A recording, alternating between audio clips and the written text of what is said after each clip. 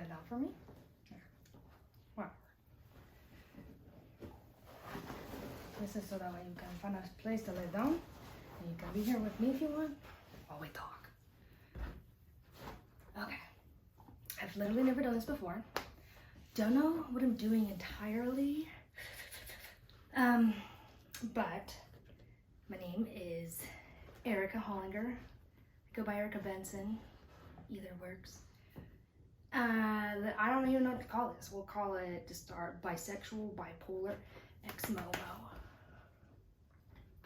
Oh my hell yeah. Oh. You know, I had a lot of that to get out.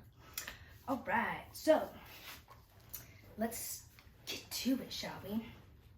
I'm making this because I know there's more and more ex-momo podcasts, and I kind of had like that imposter syndrome. Like, I don't know if I should do this because everybody seems like they're doing it, and I'm just, just another bitch in this world.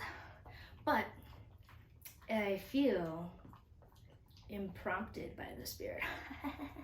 JK. Feeling like maybe y'all could use another one. Fuck it. This is gonna be a TVMA. Would not play this around your children. Heads up. I curse a lot, but I'm also a comic, so hope I make you guys giggle throughout this, because we need to make fun of the tragic things in our life, or else I just kill myself. But I'm not really going to, because I have humor. Okay, so you might see my cord. Sorry, I literally told you guys this is like my first time doing this. That's a good boy. This is Jet, by the way. He's my good boy. He's 8 years old. So we'll start with my whole Mormon journey. How was my history and where I am now. I am currently 23, to give you reference. I did leave the church when I was 17. Yes, I love you too. I don't have anything else real. Sorry. So, I was born into the church. My dad, several generations Mormon. There's people go all the way back to good old Joe Smith and Brigham Young. Even some fools, obviously, that followed them out to Utah.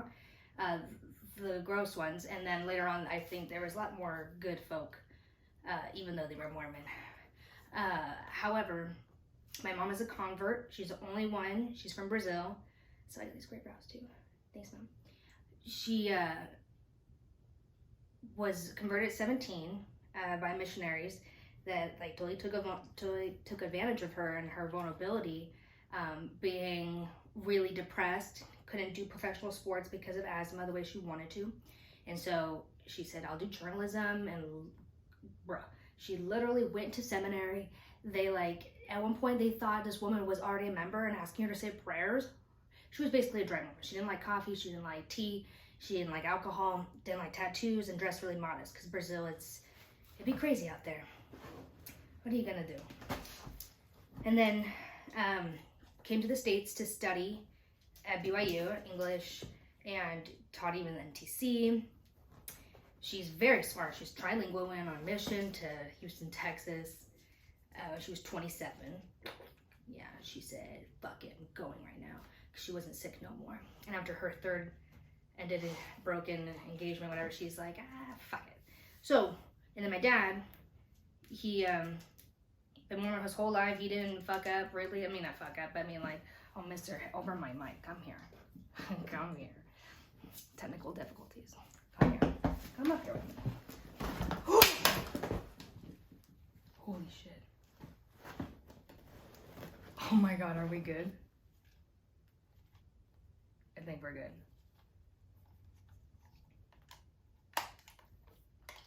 Oh my God. Oh my God. Okay. Let's try this again. Let's see. Okay. Yeah, I think we're good. Thanks, mister, for that. So, dear God. All right. So, before you ask me, these are not garments. Okay. So my dad was raised church. He went on a mission to Brazil. No, they did not meet there, as you may curious about. But they met after both their missions, came home around a similar time. She was teaching his roommate, tutoring him in English or Portuguese. Honestly, I don't fucking remember anymore.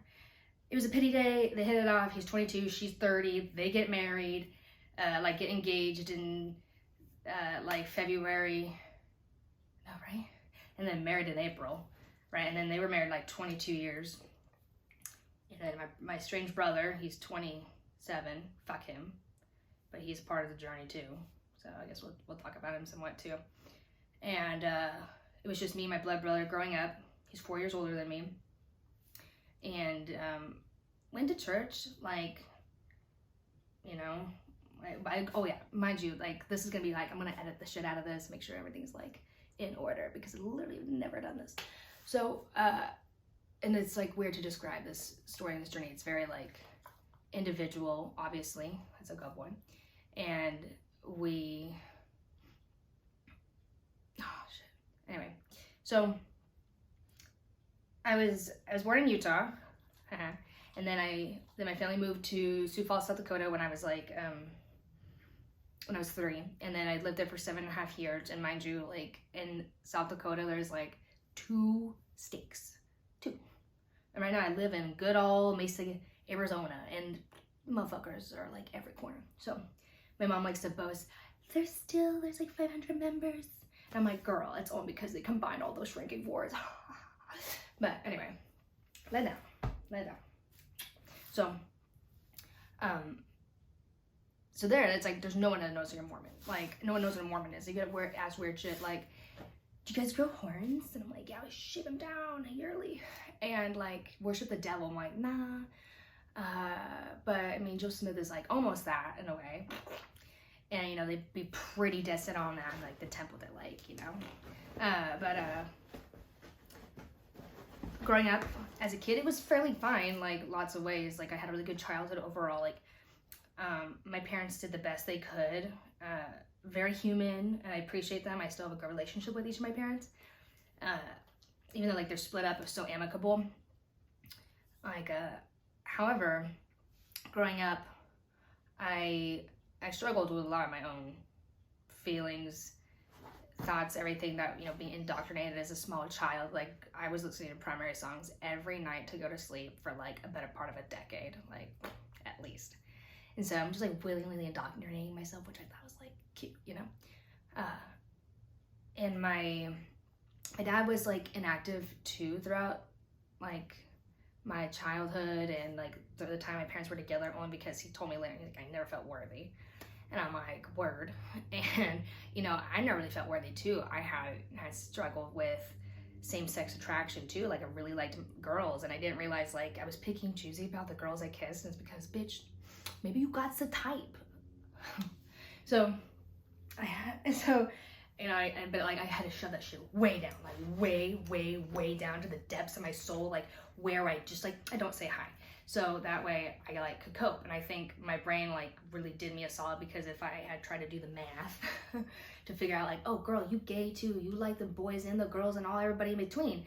And then my parents probably at the time would probably try to put me in a conversion camp. So I'm super grateful that that never happened to me. And my heart goes out to those who like, fortunately, their parents made them do that. I'm so sorry, that's so shitty. Like, you should never have to go through that.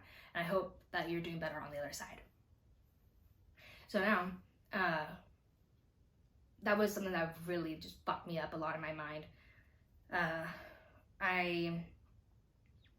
There's so many details, and like throughout other videos maybe I'm hoping to make, that if y'all like this, then I can get into more nitty gritty details. But I guess I'm kind of just doing a general overview of what my experience has been and like where I am now. So, which is like cathartic for me, like, yeah, go girl. As I like got a little bit older, like when I hit 12, I finally started listening to like some other, you know, worldly music. And honestly, gotta give a shout out to my homegirl Kesha.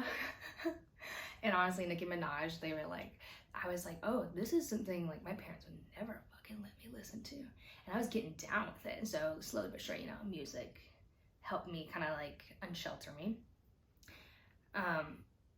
I guess I should also mention, I got exposed to porn at the age of 8, and I was like, the fuck is this? And I'm so glad my mom never made me go to the bishop for it, but my poor estranged brother had to go through so much more like terrible shit than I did, just because the men have their own ridiculous, terrible journey within the church, and as they leave, but like, you know, I'm also like, burn the patriarchy, yeah. But you know, men's mental health important, but like, this is about me right now. Anyway, that was like really fucked up, and my mom, like, it was just like a weird thing. So like, exposure. So I knew a lot about a lot of things when I was really young. Like I learned about sex when I was 7, and I had friends come in, Erica, what's sex? Like, you know, I was like, bro, I don't want to tell you, because if I do, I might get in trouble. Like I literally was like thinking maturely. Then I was like, no, I'm sorry, you guys, you have to ask your parents, because if I get, I'm gonna get in trouble. Yeah, I guess there's so many things to go through. I will make more videos. I will. Okay, so I'm bouncing around, ADHD, so fun, and I'm excited because I'm telling my story. So yeah, 12, worldly music. 13, 14, I was in middle school, so you start like obviously having more thoughts and opinions, and like you're hella insecure. And there were so many things that like, this is the first time in my life I felt suicidal. My mental health was like interesting then. I didn't really realize, like looking back, I would have never thought like something's wrong with me like that, because it was always just like, read more, pray more. You like are not, you know, going to the temple enough. Bro, I remember always going to the temple and like being like, I want to have such a nice experience, but then the deacons always fucking ruin it, because I was like, and like it was just always like, damn dude, like my nose is burning and that fucking font. Okay, anyway, yeah, so middle school, I didn't even kiss anybody until like I was 14, almost 15. So I was groomed, and that was really cute too. You know, I had an 18-year-old interested in a 14, almost 15-year-old, and like that should never have happened.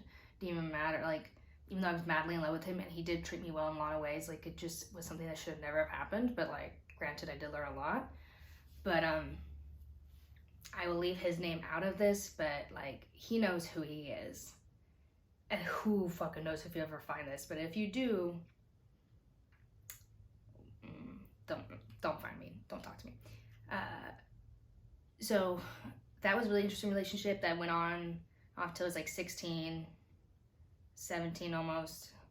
And like, dude, at one point his bishop blamed me for his masturbation problem. And I was like, bruh, the audacity. There's no, fucking creepy, pervy bishop, fuck him.